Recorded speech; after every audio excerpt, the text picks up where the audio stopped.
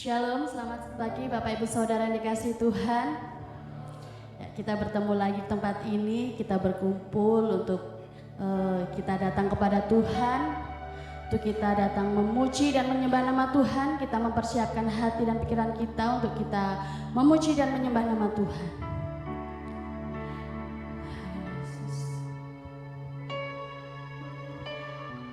Mari sama-sama angkat pujian. Bapa, Kau setia.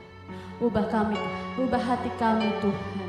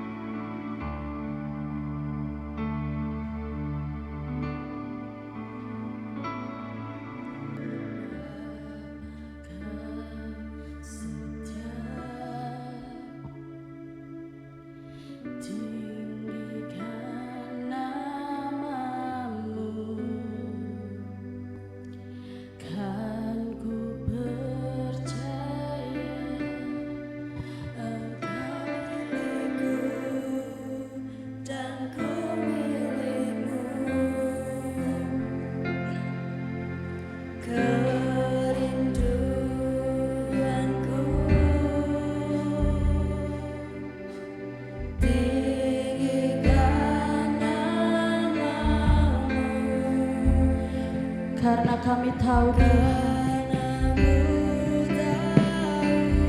Engkau dalam kami Tuhan, dan ku dalam-Mu Tuhan. Ubah hati kami Bapa.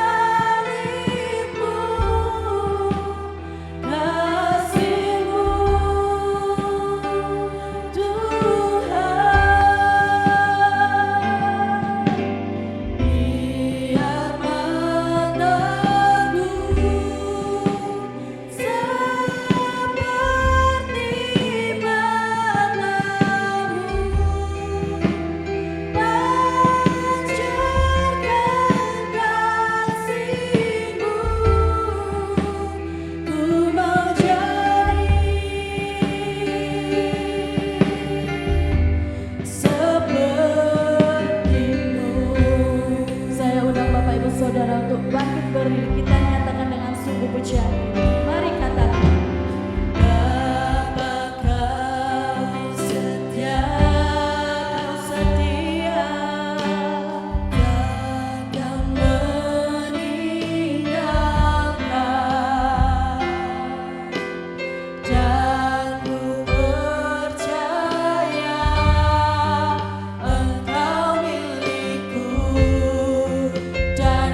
Milikmu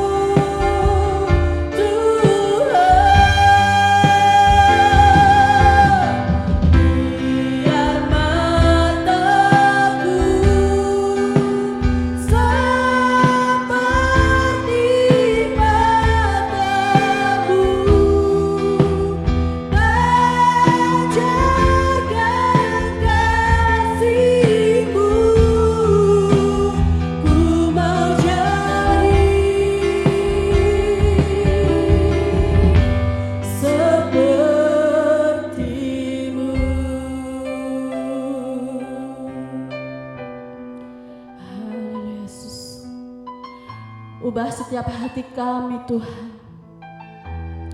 seperti kasih-Mu Tuhan, seperti hati-Mu Tuhan, setulus kasih-Mu, seputih salib-Mu Tuhan.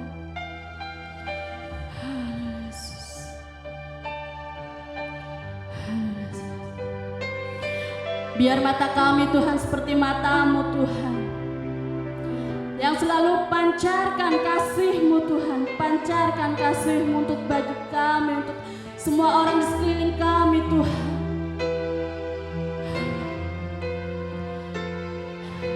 Jadikan hati kami, ubah hati kami seperti hati-Mu Bapa. Haleluya Yesus, haleluya Yesus. Mari nyatakan Bapak Ibu Saudara.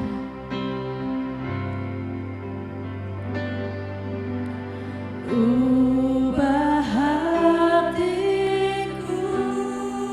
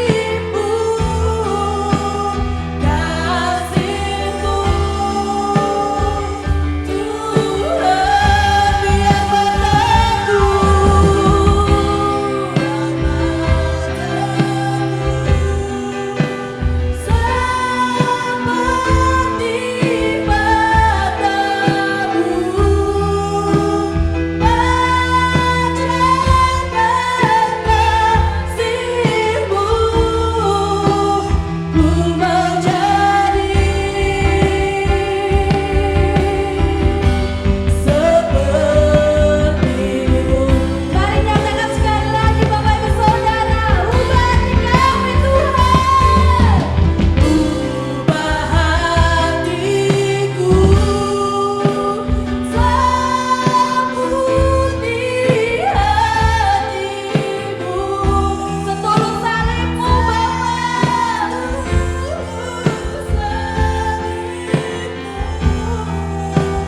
kasih-Mu Tuhan.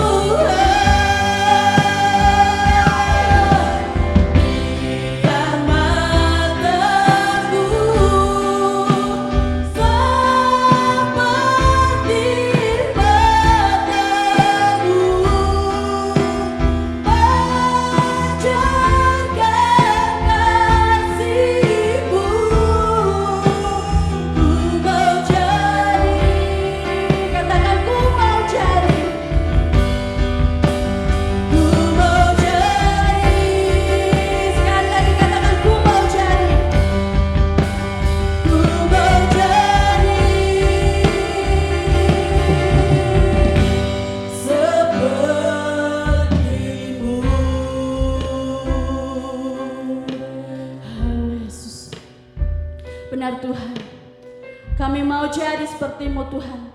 Ubah hati kami semuanya Tuhan.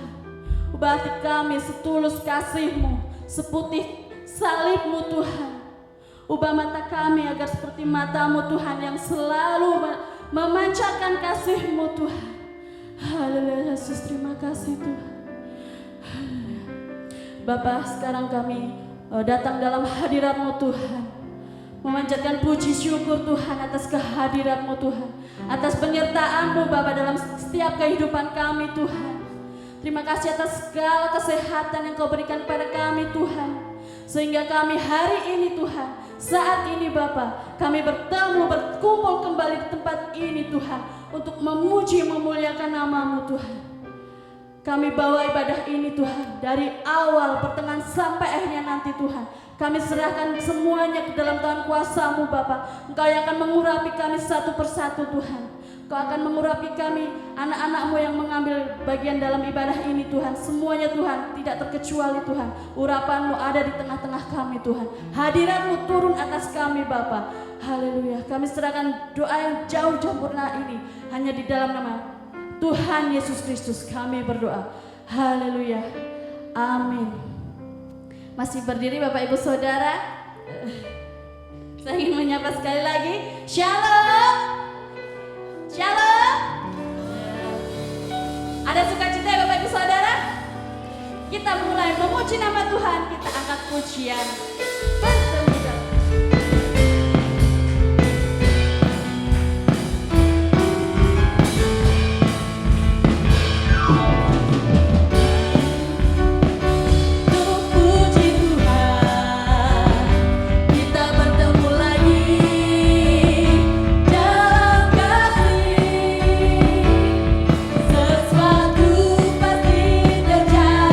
Untuk kebaikan kita bertemu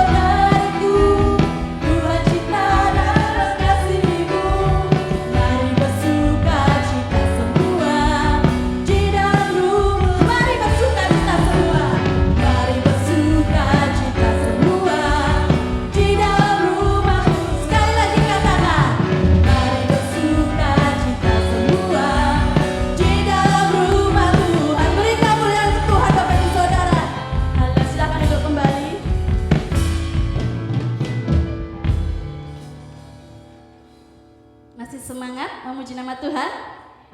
Ya, kita akan sambung kembali pujian ini. Kita akan angkat pujian bersuka karena hari ini hari yang telah dijadikan Tuhan.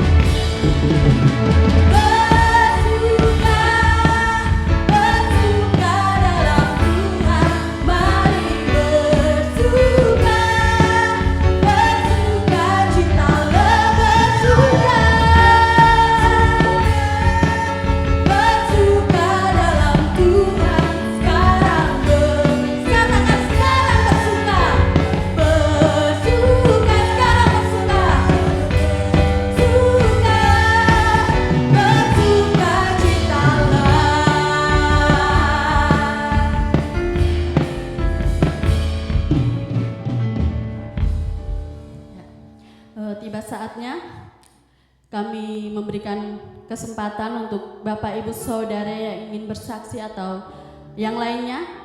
Namun kita tunggu dengan pujian hati yang gembira adalah obat. Amin Bapak Ibu. Amin. Kita nyatakan pujian ini dengan sungguh. Hati yang gembira adalah obat.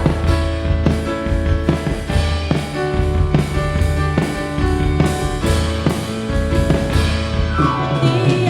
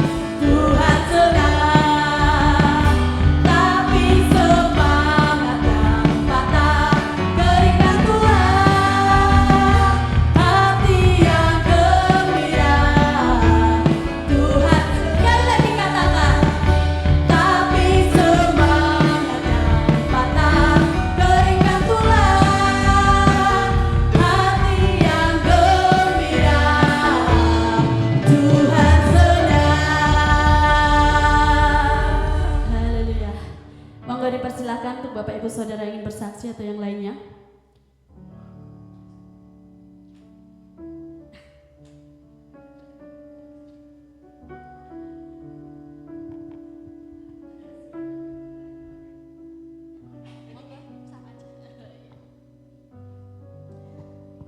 Selamat pagi Bapak Ibu semuanya. Salam. Di sini saya akan memberi sedikit kesaksian dan ini juga untuk memicu seorang nenek atau kakek kepada cucu-cucunya. Ya, suatu hari saya berkumpul dengan cucu-cucu saya. Saya kasih sedikit cerita tentang firman Tuhan. Nah, di situ adalah perjalanannya Tuhan Yesus ke Yeriko. Nah, ketika dalam suatu perjalanan banyaklah para umat berbondong-bondong ingin menyaksikan Tuhan Yesus. Lah di situ di antaranya ada beberapa pengikut Tuhan Yesus. Dan saya bercerita kepada cucu saya, anak-anak, Tuhan Yesus sedang dalam perjalanan ke Yeriko. Dan di situ ada seorang hamba Tuhan yang namanya Lazarus. Lazarus itu naik ke atas pohon. Lah cucu saya bilang, oh bukan Uti, bukan Lazarus, tetapi Sakius. Oh iya, Uti lupa karena Uti sudah tua. Nah disitulah kalau kita sering bercerita tentang firman Tuhan, maka anak-anak pun memorinya lebih kuat. Nah karena saya malu digitukan sama cucu saya bilang, nanti dulu, karena kamu enggak lihat Lazarus nongkrong di sana. Lah Sakyus baru datang, terus bilanglah Sakyus, Lazarus turun, itu tempatku, karena aku ingin melihat Tuhan Yesus. Lah disitulah Sakyus melihat Tuhan Yesus dan bilang, dan di situ Tuhan Yesus ternyata sangat mengenal Sakyus. Nah untuk itu bagaimana cara kita supaya dikenal Tuhan Yesus? Tentu saja adalah hubungan pribadi dengan melalui doa kita kepada Tuhan dengan sungguh-sungguh. Nah oleh karena itu kita sebagai kakek nenek, kita jangan kalah sama anak-anak. Kita rajin-rajinlah baca Alkitab. Nah begitu. Nah hanya itu cerita dari saya supaya nenek-nenek dan kakek-kakek rajin baca Alkitab. Ya, sebagai rasa bahagia saya kepada cucu-cucu saya, tentu saja nanti saya akan memberikan sedikit hadiah kepada anak-anak yang rajin sekolah minggu, walaupun sedikit tapi semoga menjadi berkat. Itu saja Bapak Ibu, terima kasih. Sampai jumpa.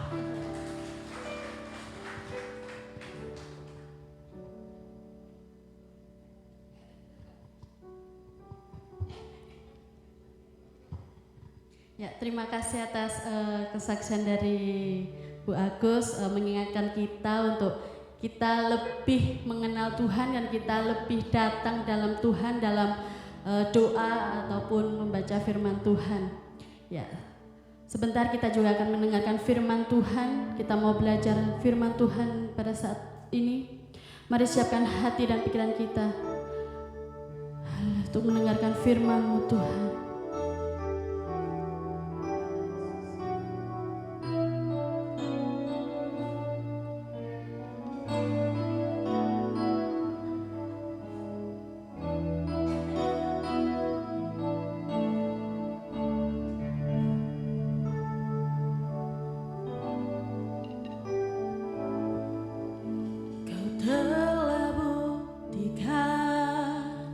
Cintamu pada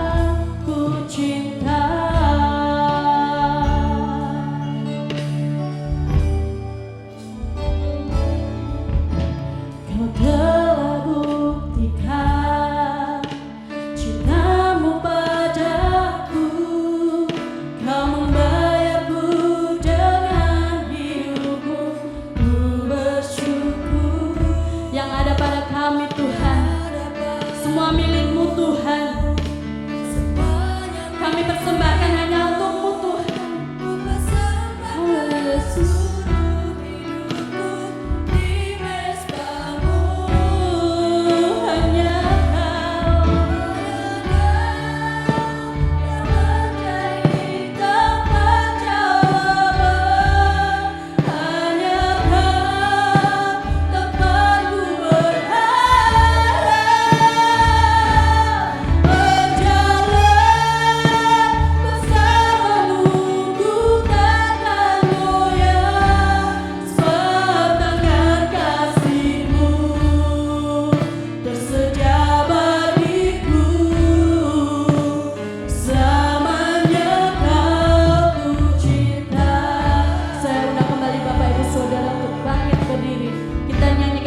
Dari awal Kau telah buktikan cinta-Mu padaku, Kau membayarku dengan hidup-Mu. Ku bersyukur yang ada padaku. Semuanya milik-Mu Tuhan. Kami persembahkan Tuhan seluruh hidup kami Tuhan di mezbah-Mu Tuhan. Hanya Kau yang menjadi tempat jawaban. Hanya Kau tempatku berharap, berjalan bersama-Mu. Ku takkan goyah sebab tangan kasih-Mu tersedia bagiku. Selamanya Kau ku cinta.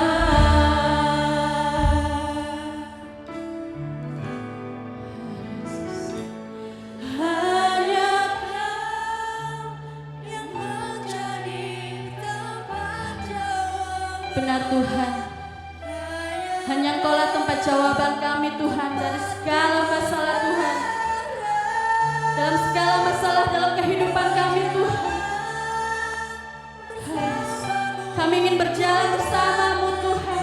Kami tak akan goyah Tuhan, karena sebab tangan kasih-Mu ada dalam kami Tuhan. Penyertaan-Mu ada dalam kami Bapa. Tersedia untuk kami semua Tuhan. Yesus, ku cinta. Hanya Kau yang menjadi tempat jawaban. Hanya Kau tempatku berharap, berjalan bersama-Mu. Ku takkan goyah sebab tangan kasih-Mu tersedia bagiku. Selamanya Kau, katakan sebab tangan kasih-Mu, sebab tangan kasih-Mu tersedia bagiku. Selamanya Kau ku cinta. Sekali lagi, sebab tangan kasih-Mu tersedia bagiku. Selamanya Kau ku cinta.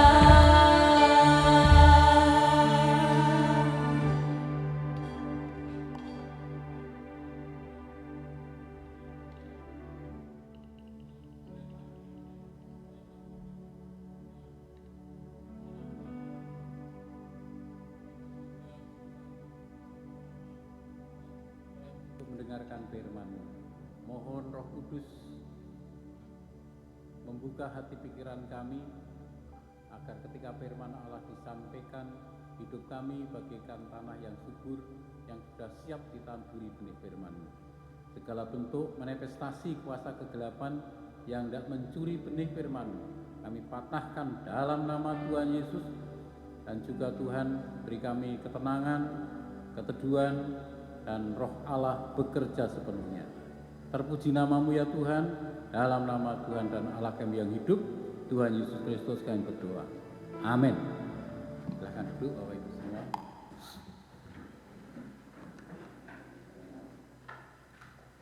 Ya, saya sampaikan salam, kiranya berkat Tuhan beserta kita semua. Haleluya, puji Tuhan. Salam Bapak Ibu, mari kita akan bersama-sama merenungkan firman Tuhan. Siang hari ini kita akan ambil dari kitab Yeskiel pasal 37. Yeskiel 37.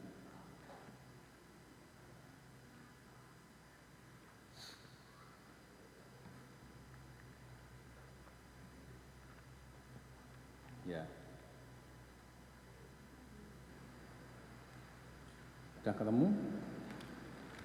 Bagian multimedia.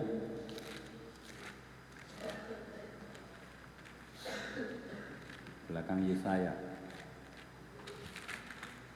Yeskiel 37.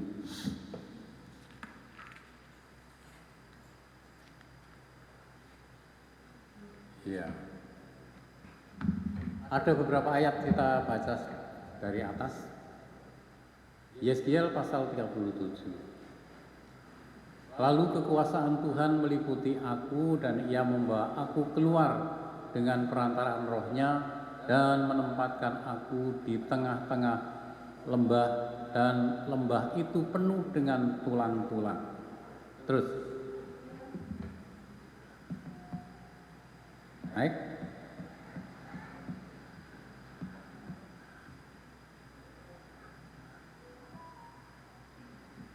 Belum.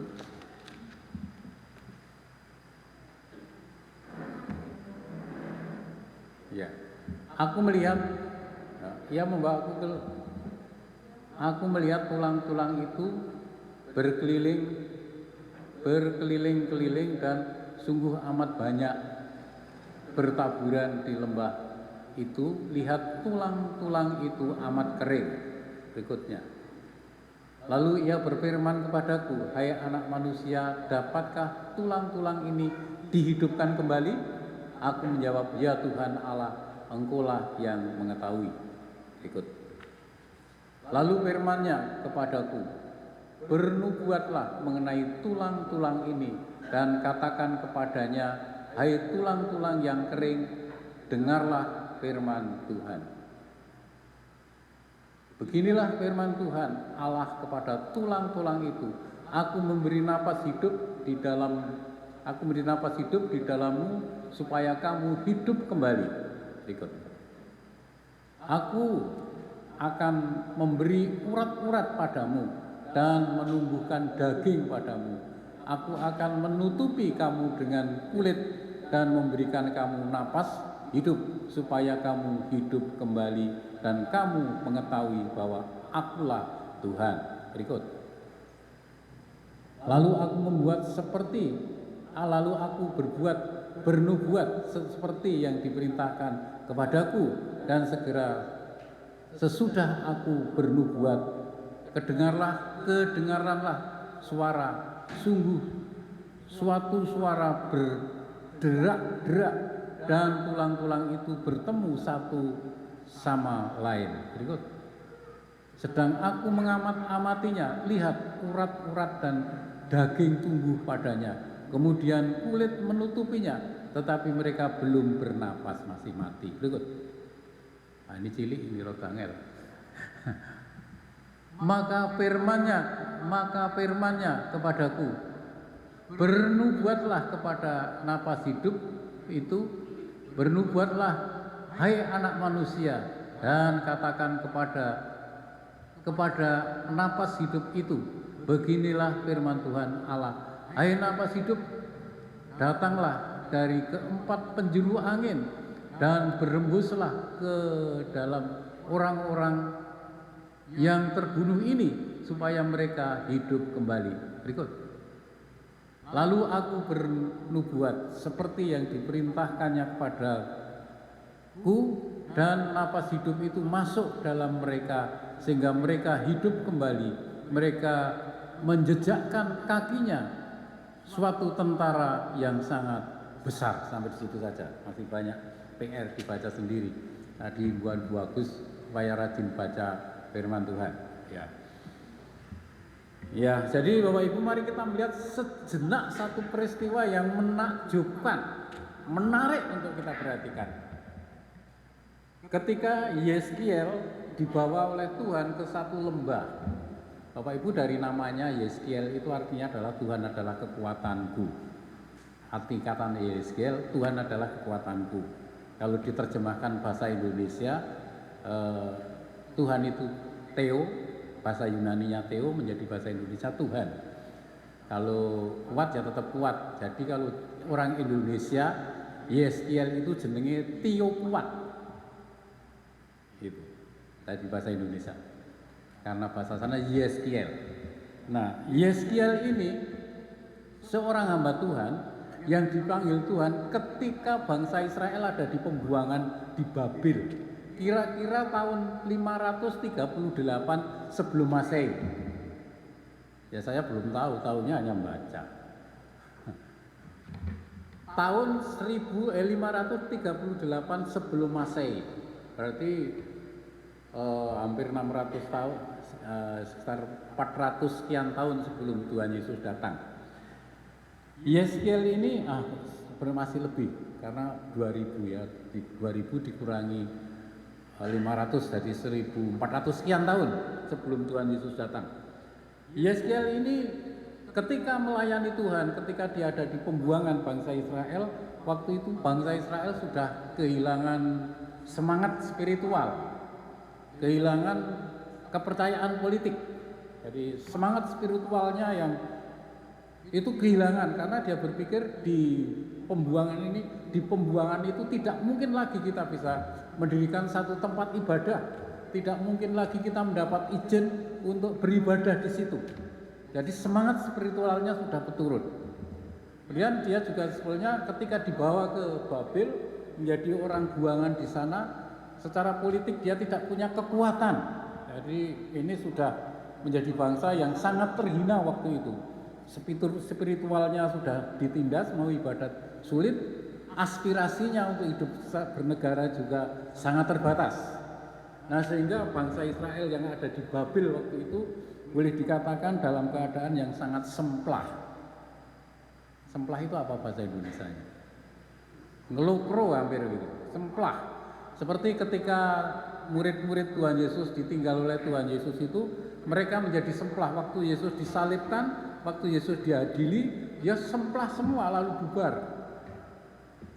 Karena pikiran murid-murid waktu itu ketika Tuhan Yesus dibawa ke pengadilan, ketika dia mau disalibkan, pikiran murid-muridnya, "Mbok Tuhan Yesus buat mukjizat, orang-orang menyalibkan itu terus tiba-tiba mak dijegek ra iso apa-apa," gitu kan. Dikutuk gitu lalu enggak bisa bergerak atau jadi gatel-gatel, enggak tahu. Maksudnya seperti itu, tapi kenapa Tuhan Yesus tidak lakukan itu? Lalu mereka mulai tercerai-berai. Lalu mereka menjadi semplah hatinya. Seperti sudah getun, bukan getun, semplah gitu, ngelokro. Nah, keadaan waktu Yeskiel itu melayani jadi seorang hamba Tuhan di pembuangan, bangsa Israel sudah semplah seperti itu. Tidak ada harapan lagi. Wis randi pengarep-arep. Nek kok niki nanti bangsa kita habis, mau tidak mau kita akan lenyap dan tidak ada lagi sejarah di muka bumi ini tentang umat Israel. Bayangannya seperti itu, semplah. Tapi Tuhan memberikan kekuatan yang baru kepada Yeskiel sesuai namanya.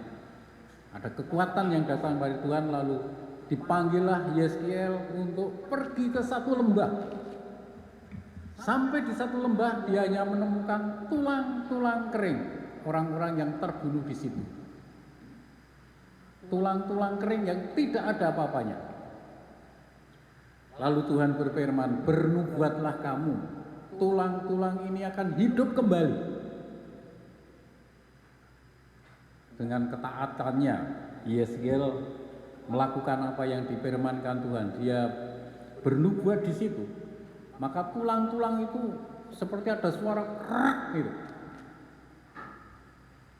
Maka tulang-tulang itu sing ten petal ya, umpamanya saja ini sudah petal-petal gitu, pulih kembali prak gitu. Dan itu ada suaranya prak gitu.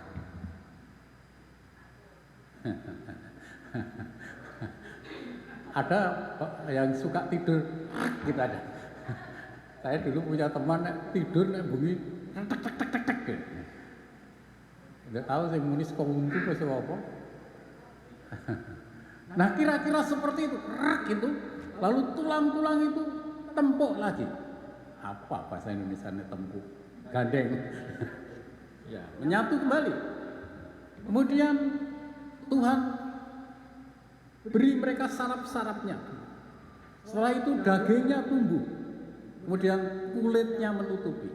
Jadilah tulang-tulang itu hidup kembali. Lalu setelah hidup dia bukan hanya manusia biasa, tetapi dia menjadi satu tentara yang besar di situ. Wah, ajaib. Ya Bapak Ibu semua, itu terjadi dan itu sungguh-sungguh terjadi, bukan dongeng, bukan mitos. Tapi ini adalah satu karya Allah yang ditunjukkan di depan mata Yeskiel. Apa artinya dari semua ini kalau kita mau pelajari? Pertama, mari kita perhatikan bagaimana Tuhan membangun umatnya yang sedang frustrasi waktu itu. Bagaimana Tuhan memberikan semangat dan pengharapan kepada umat yang waktu itu tertindas. Tuhan hidupkan kembali tulang-tulang yang kering itu. Satu semangat yang diberikan kepada Yeskiel agar ini disampaikan kepada umat Allah seperti waktu itu. Lihatan sekarang, Allah kita itu Allah yang mampu berbuat di luar yang sedang kita pikirkan.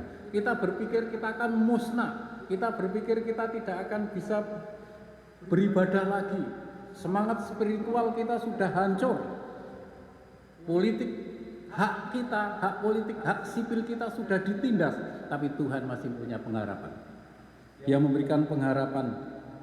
Dia memberikan semangat kembali. Kamu menjadi bangsa yang akan kuat. Ingat janji Tuhan kepada nenek moyangmu, bahwa aku akan menyertai kamu, bahwa engkau akan menjadi satu bangsa yang besar dan yang kuat. Jadi semangat kembali. Dalam kehidupan semangat itu penting. Dalam kehidupan kalau kita kehilangan semangat menjadi ngelokro, maka hancurlah masa depan kita. Jadi semangat itu, semangat spiritual itu harus tetap hidup dalam keadaan apapun. Semangat. Dan semangat yang ada bangsa Israel waktu itu, dengan semangat yang ada, mereka mulai berjuang kembali. Satu dengan yang lain mulai berhubungan kembali.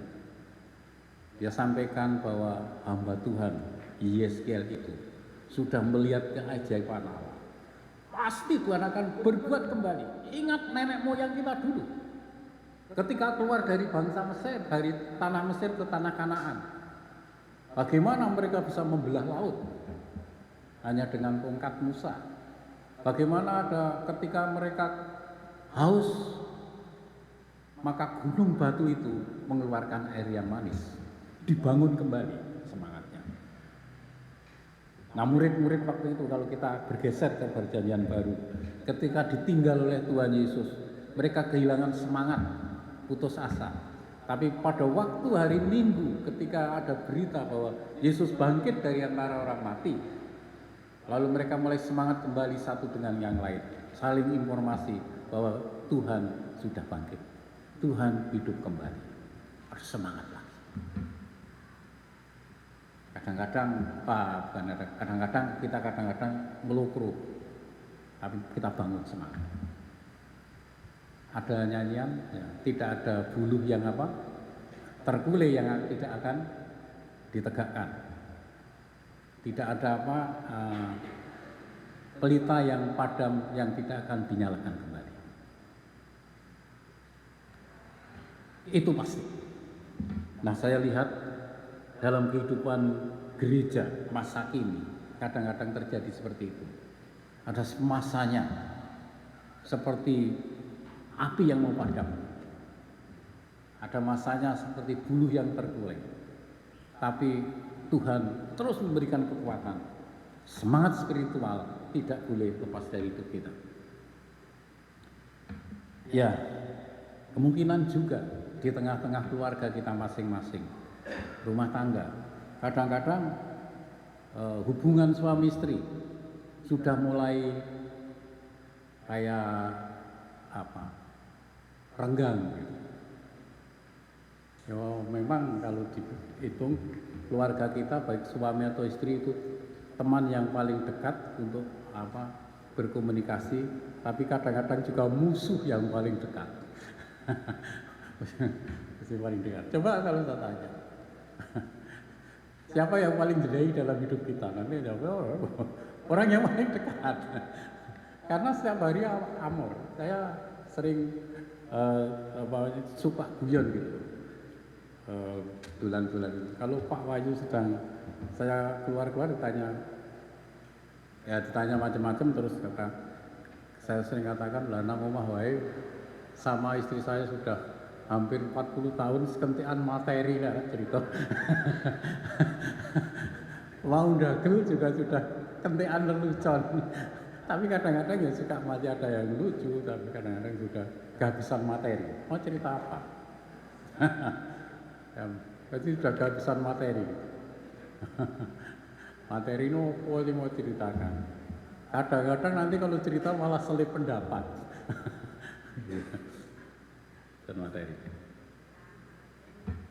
Ya. Jadi yang pertama itu, Tuhan ketika menunjukkan Yeskiel kepada tulang-tulang yang akan hidup kembali, dia mau agar orang Israel membangun semangat kembali. Semangat. Dalam semangat itu ada kekuatan, dan dalam semangat itu kita akan melihat karya Allah dalam hidup kita. Semangat. Ya, jadi semangat dan pengharapan. Jangan pernah kehilangan pengharapan. Ada yang pernah membaca kisahnya siapa sih sakit-sakit terus itu? Yabes ya. Yabes itu sejak dalam kandungan dia sakit-sakitan. Sampai keluar menjadi anak, dia sakit-sakitan. Arti kata Yabes itu sakit terus. Terjemahkan bahasa Jawa cileren. Tapi dia tidak pernah kehilangan pengharapan. Akhirnya Tuhan pulihkan keadaannya. Dia diberkati dengan berlimpah-limpah. Tidak pernah kehilangan pengharapan. Ada semangat. Yang kedua, mari kita melihat yang kedua, ketika tulang-tulang itu sudah hidup kembali, Tuhan menghidupkan bukan cembre-cembre, tapi dia menjadi satu sosok tentara yang kuat, yang besar. Menjadi sosok kuat yang besar. Tuhan sedang berbicara tentang kekuatan yang Tuhan berikan. Kamu itu bangsa yang dipilih, yang punya kekuatan ilahi menyertai kamu. Kenapa kamu ngeluh? Kita ini umat pilihan Allah. Tuhan berjanji, aku akan menyertai kamu, Immanuel. Tapi kenapa kamu ngeluh? Kan seperti itu. Ingat bahwa kasih karunia yang Tuhan anugerahkan dalam hidup kita ini lebih besar dari masalah yang kita hadapi. Kalau kita ingat ketika Tuhan Yesus mati di salib, dia bangkit dari antara orang mati dan sekarang sudah naik ke surga. Apakah di surga dia diam? Dia tetap bekerja untuk kita. Dia bersyafaat untuk kita. Dan bahkan dia ikut menanggung penderitaan kita. Dia ikut tanggung di sana. Maka setiap tetes air mata kita, dia lihat itu. Dan dia tidak akan melihat, tapi dia masuk di situ. Jadi dia tahu keluh kesah kita, tahu persis keluh kesah kita. Karena dia tahu bahwa perjuangan kita ini bukan melawan darah dan daging. Ketika kita hidup menjadi orang Kristen, ketika kita percaya pada Kristus, ketika itu juga kita semua masuk dalam medan peperangan yang disebut peperangan rohani. Musuh terbesar kita adalah diri kita sendiri. Musuh terbesar. Musuh terbesar itu. Saya tidak selesai membacanya, sebagian saya baca. Ada buku yang judulnya Berdiri Kuat di Tengah Badai. Agak tebal karena saya sudah produksivitas membaca saya sudah kurang 4, ya separuh dari dulu, karena kalau baca 10 menit nggak sampai sarafnya itu sudah keder gitu. Jadi nggak sempat selesai. Tapi ada banyak peristiwa di situ yang dicatat di dalam itu. Kenapa Tuhan izinkan penderitaan itu, kesulitan itu sering kita hadapi? Kenapa Tuhan izinkan? Kenapa pencobaan juga Tuhan sering izinkan terjadi dalam hidup kita? Karena disitulah Tuhan mau kita semakin kuat di dalam Dia, semakin menaruh pengharapannya pada Dia, dan semakin kita dihadapkan dengan kesulitan, maka kita akan semakin kuat. Berulang-ulang kali saya katakan, sama seperti batu karang yang ada di tengah laut, ketika dihantam ombak, maka pasir-pasir yang di sekeliling itu akan nyingkir, maka batu karang itu semakin kuat, nancep. Semakin ombak datang, semakin kuat dan semakin kuat. Sehingga ketika ditabrak kapal, bukan batu karangnya yang hancur, tapi kapalnya yang kalah. Jadi kalau kita semakin kuat di dalam Tuhan, maka ketika badai itu datang, bukan kitanya yang hancur, tapi yang hantam itulah yang hancur. Baliknya. Itu maksudnya seperti itu. Tentara yang besar,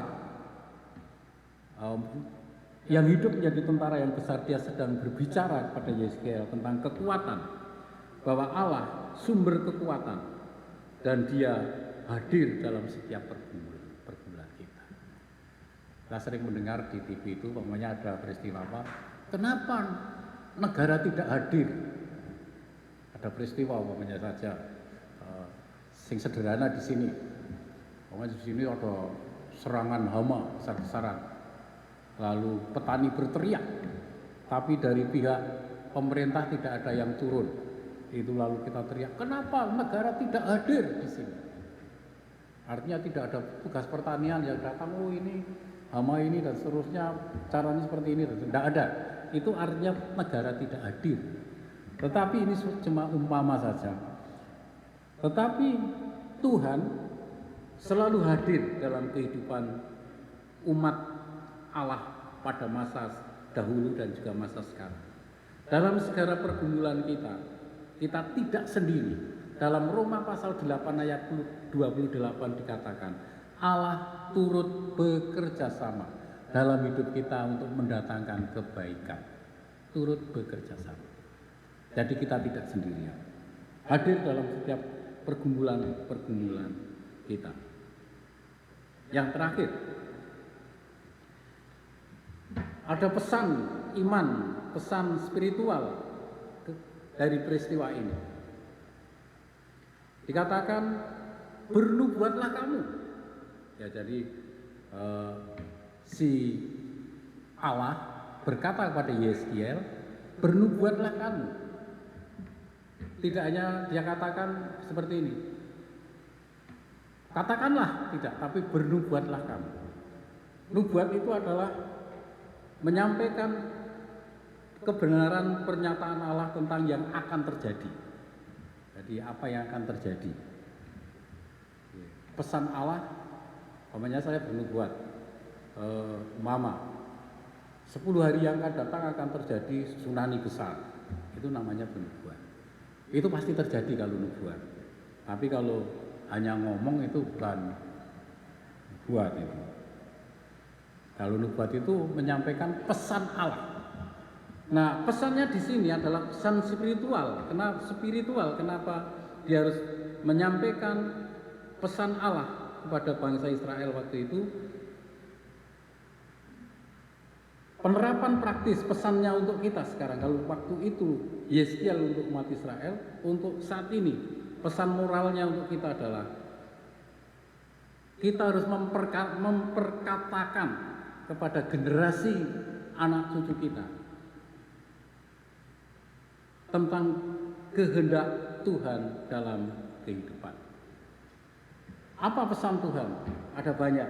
Tadi saya tertarik kesaksiannya Bu Agus tentang memberikan firman Tuhan kepada anak cucunya. Ya, begitu maksudnya. Nah, itu menyampaikan pesan Tuhan, karena disitulah dalam firman Tuhan ada pesan Tuhan. Ya, menarik sekali. Dalam kehidupan pribadi, banyak sekali pesan-pesan Tuhan. Pesan Tuhan untuk kita secara pribadi, bagaimana pesan Tuhan untuk pribadi kita, untuk lingkungan kita, dan juga untuk gereja kita. Ada pesan apa? Kalau kemarin saya ke Jakarta, saya sempat reuni dengan yang pernah kunjungan ke sini, Pak Arif yang pernah di Jatimalang.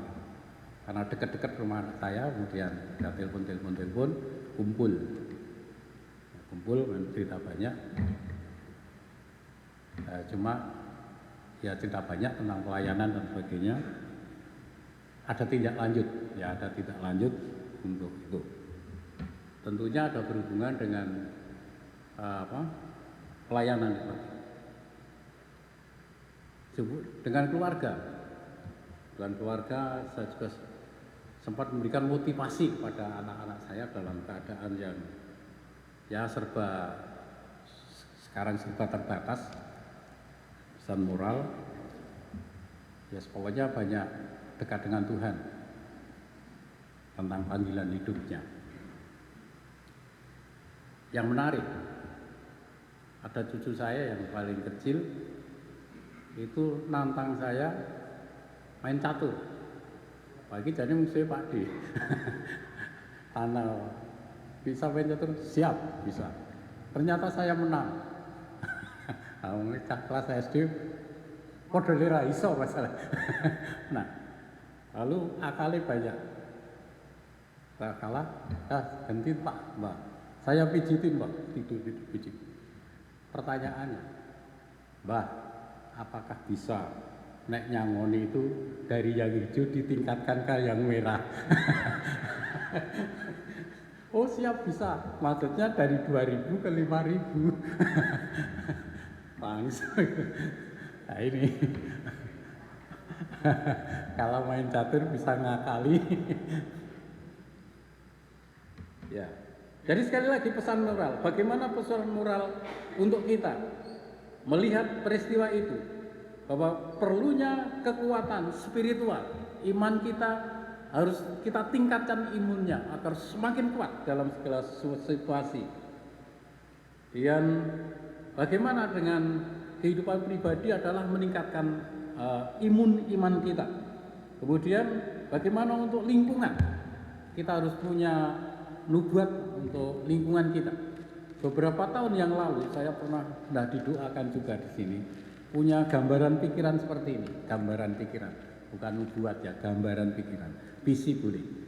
Saya kesulitan untuk menginjili masyarakat sini, sangat sulit sampai sekarang sulit. Memang kadang-kadang kalau kita punya pergumulan, iblis juga punya menghadang. Bagaimana bisa ada orang-orang dari luar daerah yang masuk ke sini, orang-orang Kristen yang baik. Saya doakan supaya ada sekitar sini ini menjadi komunitas Kristen. Tapi sekarang ya belum terwujud. Jadi, umpamanya ada orang dari luar kota yang mau beli tanah di sini, udah tak dorong nanti tinggallah di sini. Maksudnya, tapi tak pikir nanti penghidupannya bagaimana. Tapi itu angan-angan saya gitu. Saya gembira supaya ada dari luar kota bisa beli tanah. Ya sekalipun sedikit sudah mulai terwujud. Ya. Pertama dulu hak kasino bisa masuk ke sini. Pak Kasino meninggal tidak berbekas, diganti Pak Marno, orang luar daerah juga sini. Ada Pak Yunas juga. Terus ya ini masih doa. Kemudian Pak Sofyan beli tanah itu sebenarnya dia tidak butuh tinggal di situ, tidak butuh. Cuma jangan sampai itu dipegang orang non Kristen. Kalau sampai kejual sayang Pak nanti itu. Ya saya cerita, saya ngerti kehidupannya. Di Jogja itu dia punya properti itu sudah banyak. Rumahnya gede cuma suami istri. Anaknya satu dia sedang jadi di Bank Mandiri. Yang satu kerja di Jogja. Rumahnya gede. Kemudian di Kalimantan dulu pernah saya bilang sama dia, Pak, carikan tenaga kerja untuk ngopeni kebun sawitnya dia 70 hektar di Kalimantan. Dan itu pas kalau jadi dulu IKN itu di yang tanah yang dulu itu tanahnya dia tepat. Tapi karena pindah jadi nggak jadi. Jadi sebetulnya tidak butuh mau tinggal, hanya ngamankan saja supaya tidak kepegang non Kristen. Titik. Dia punya hati untuk pelayanan di sini, supaya aman. Ya jadi punya visi untuk lingkungan kita, punya punya doa untuk lingkungan kita. Doakan lingkungan kita, masing-masing yang punya lingkungan, supaya ada greget gitu. Kemudian pesan yang ketiga untuk gereja, di mana kita bergereja, kita harus punya visi ke situ, harus punya angen-angen di situ. Untuk apa? Apa yang bisa kami lakukan untuk gereja kita? Mungkin hanya yang bisa hanya untuk menyanyi setiap minggu. Ada mungkin yang punya angan-angan, setiap yang petani setiap panen saya mau ingatkan kembali, saya mau beri sak kresek gabah. Tidak apa-apa itu, apa niat kita atau apa dan sebagainya. Nah, masing-masing punya seperti itu. Untuk pribadi, keluarga, namanya saja ada yang buka pribadi. Tahun depan saya mau bangun rumah, boleh didoakan. Tahun depan saya pengen punya sarana transportasi, boleh didoakan. Pribadi. Kemudian lingkungan kita. Dan yang ketiga, gereja di mana kita bergabung di sini. Tuhan memberkati kita semua. Hari yang melayani perjamuan kudus, saya undang untuk maju ke depan. Layan perjamuan kudus, silakan.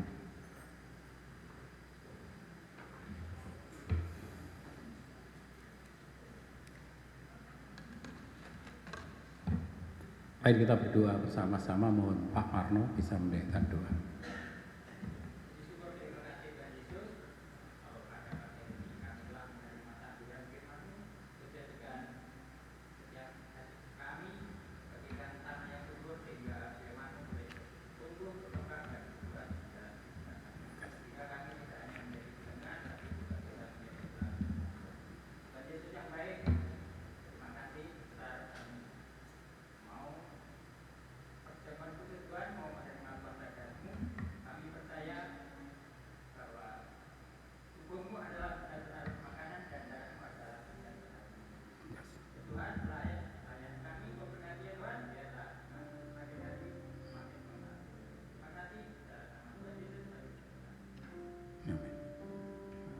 Dan melayani.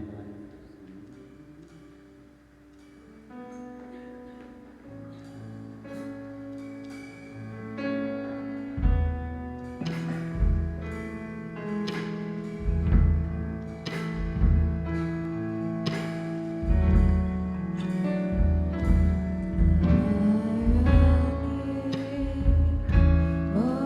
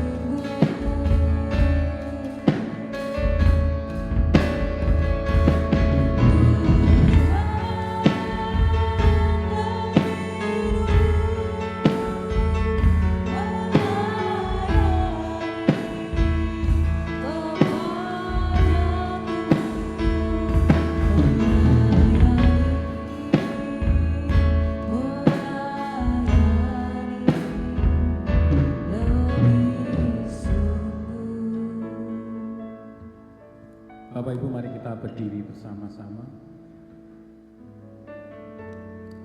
Ya, setiap kali kita berkumpul semeja dengan Tuhan, kita merayakan perjamuan Tuhan, kita diingatkan kembali akan peristiwa 2000 tahun yang lalu di atas Golgota, ketika Tuhan Yesus menyerahkan nyawanya, memberikan hidupnya bagi kita, menjadi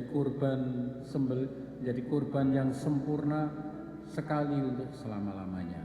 Untuk itu Bapak Ibu, kita peringati sekarang dan kita imani bahwa hanya melalui kurban Kristus kita mendapatkan anugerah keselamatan. Mari kita berdoa mohon berkat Tuhan, dan masing-masing akan datang pada Tuhan sampai ada perjumpaan pribadi dengan Tuhan. Haleluya. Syukur, terima kasih Tuhan. Terima kasih Tuhan. Haleluya. Syukur. Terpuji namamu. Haleluya, terima kasih. Pak Yohanes akan mengantarkan kita dalam doa untuk perjamuan kudus.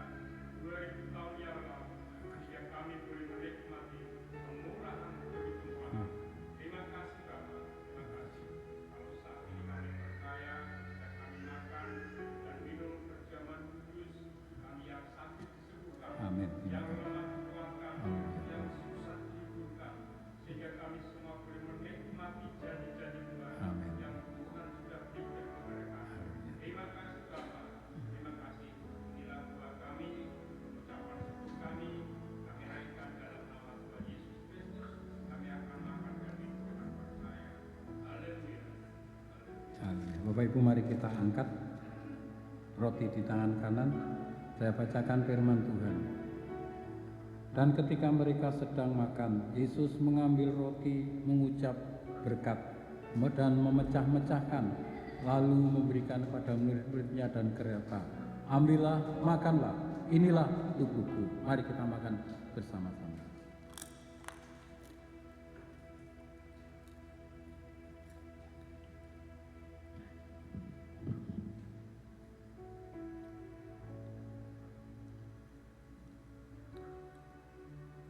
Lalu cawan kita pindah di tangan kanan. Saya bacakan ayat berikutnya. Sudah itu ia mengambil cawan, mengucap syukur dan berkata, minumlah kamu semua dari cawan ini, sebab inilah darahku, darah perjanjian yang ditumpahkan bagi banyak orang untuk pengampunan dosa. Mari kita minum bersama. Haleluya. Bapak Ibu, mari kita akan masuk dalam hadirat Tuhan. Kita menaikkan pujian ketika ku hadapi kehidupan ini.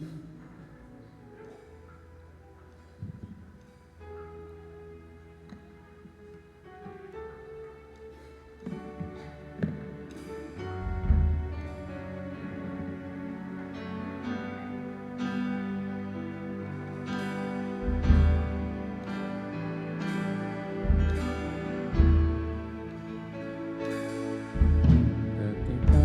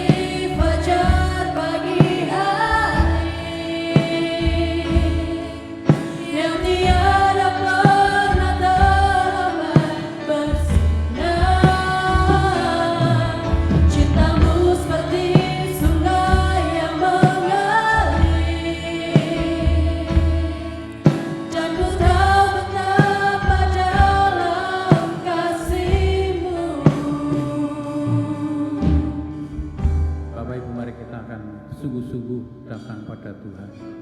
Sementara kita merenungkan pujian ini, kita akan naikkan pujian lagi ini dengan bersungguh-sungguh hati, dan kita akan masuk dalam hadirat Tuhan.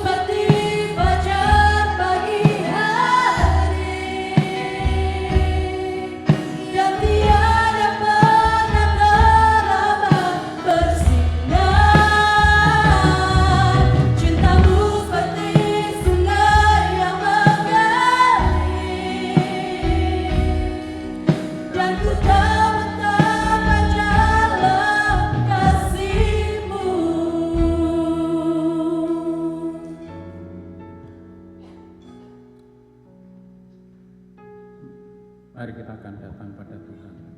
On buratrin naikkan Tuhan.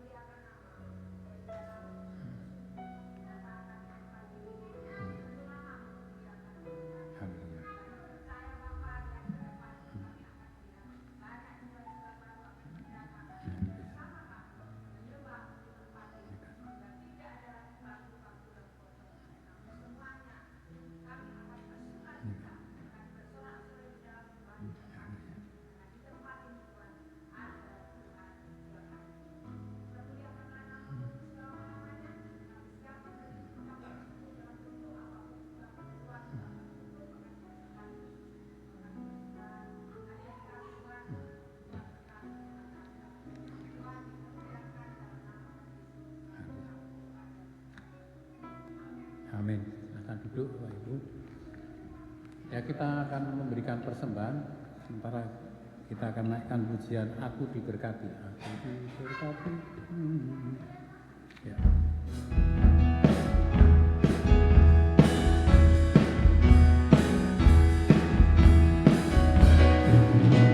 Ku diberkati, sepanjang hidupku diberkati. Bila bangun pagi hari, siang berganti malam, aku diberkati. Aku diberkati, sepanjang hidupku diberkati. Bila bangun pagi hari, siang berganti malam, aku diberkati. Aku diberkati, sepanjang hidupku diberkati. Bila bangun pagi hari, siang berganti malam, aku diberkati. Aku diberkati, sepanjang hidupku diberkati. Bila bangun pagi hari, siang berganti malam, aku diberkati. Aku diberkati, sepanjang hidupku diberkati. Bila bangun pagi hari, siang berganti malam, aku diberkati.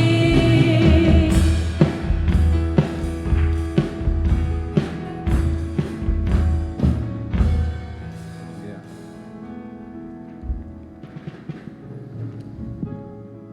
Ya, sebelum kita akan mengakhiri, ada beberapa pengumuman.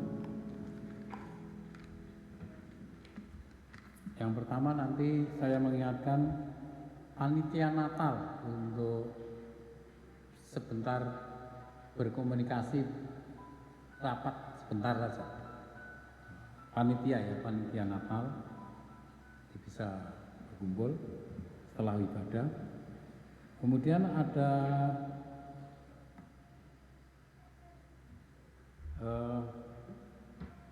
keuangan gereja, sudah dimasukkan. Ya. Keuangan gereja ada saldo per September 79.787 persembahan ibadah raya Oktober mungkin ya.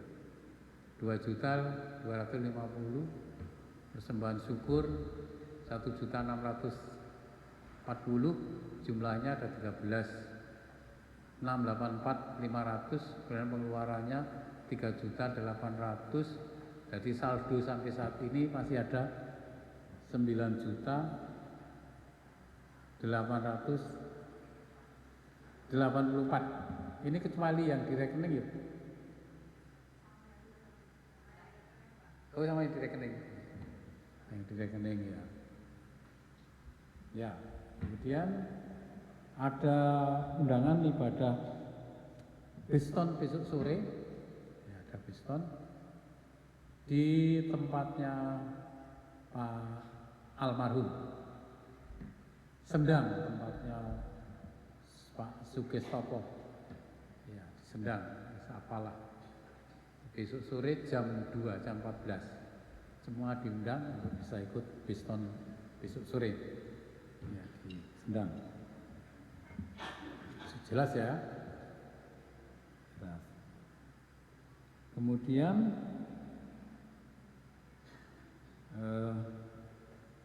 kalau kebaktian keluarga untuk bulan ini di tempatnya Mbah Sis belum dimasukkan, bisa dimasukkan tanggal 15 betul, 15 November itu untuk kebaktiannya. Kemudian tanggal 20-nya ada pemberkatan pernikahan. Pemberkatan pernikahannya bukan hari Minggu tapi hari Kamis ya, tanggal 20. Yaitu dan masih satu lagi, bagi penerima dana kota ini harus ditagih terus untuk bisa membuat kartu Natal. Saya sudah cari ke toko di Philadelphia, belum ada. Padahal harus doyak terus saya sama Pota untuk segera mengirim Pak. Itu. Ya apa bisa nanti buat sendiri-sendiri, nggak apa-apa, kalau bisa kreatif buat kartu Natal. Ya. Itu yang bisa disampaikan. Ya, jadi saya ingatkan kembali nanti panitia Natal bisa kumpul sebentar. Terima kasih, Tuhan memberkati. Mari kita berdiri bersama-sama untuk menyanyi.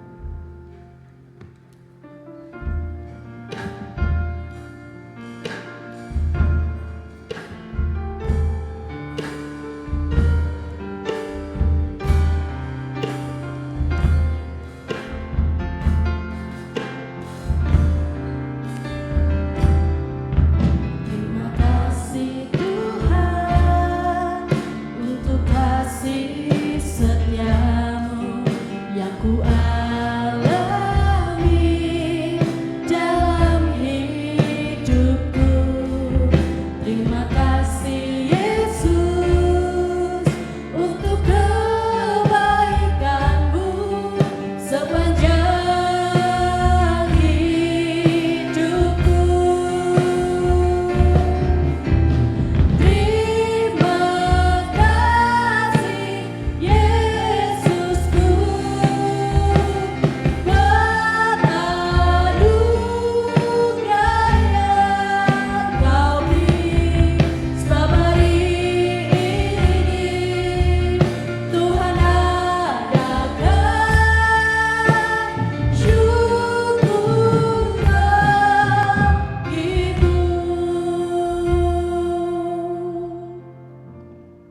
surga, di akhir ibadah ini kami bersama-sama mengucap syukur untuk hadirat Tuhan dalam ibadah kami. Kami semua sudah dilawat, diberkati Tuhan, sehingga setiap kami yang hadir tidak ada yang terlewatkan dari berkat Allah. Kami semua sudah diberkati. Terima kasih ya Tuhan. Sebentar kami akan meninggalkan tempat ini ke rumah kami masing-masing. Pulangkan kami semua dengan sukacita. Pulangkan kami semua dengan damai sejahtera. Dan pulang dengan berkat-berkat Tuhan. Yang lemah akan pulang dengan kekuatan yang baru. Yang sakit akan pulang dengan kesembuhan. Yang kekurangan dengan kecukupan. Limpahan berkat rahmat-Mu terlimpah-limpah atas kami semua. Sehingga kami terus akan mengalami peningkatan taraf hidup. Dan juga kami terus akan merasakan penyertaan Tuhan dalam setiap langkah kaki kami. Diberkatilah seluruh kehidupan kita semua. Anak cucu kita diberkati Tuhan, kehidupan kita diberkati Tuhan. Terima kasih ya Tuhan, kiranya ibadah yang sudah kami kerjakan boleh menyenangkan hati Tuhan, bagaikan ukupan yang dibakar pada siang hari yang boleh naik ke hadirat Allah dan akan kembali turun memberkati seluruh umat-Mu di tempat ini. Bapak Ibu saudara sekalian, mari kita akan mengadakan tangan bersama-sama. Sekarang terimalah kiranya berkat anugerah dari Allah Bapa di dalam cinta kasih-Nya Tuhan Yesus Kristus dan persekutuan Roh Kudus menyertai kita semua dari saat ini sampai selama-lamanya, sampai Tuhan Yesus datang kali yang kedua. Dalam nama Bapa, Anak, dan Roh Kudus, dalam nama Tuhan Yesus Kristus, kita sudah berdoa bersama-sama. Haleluya. Amin.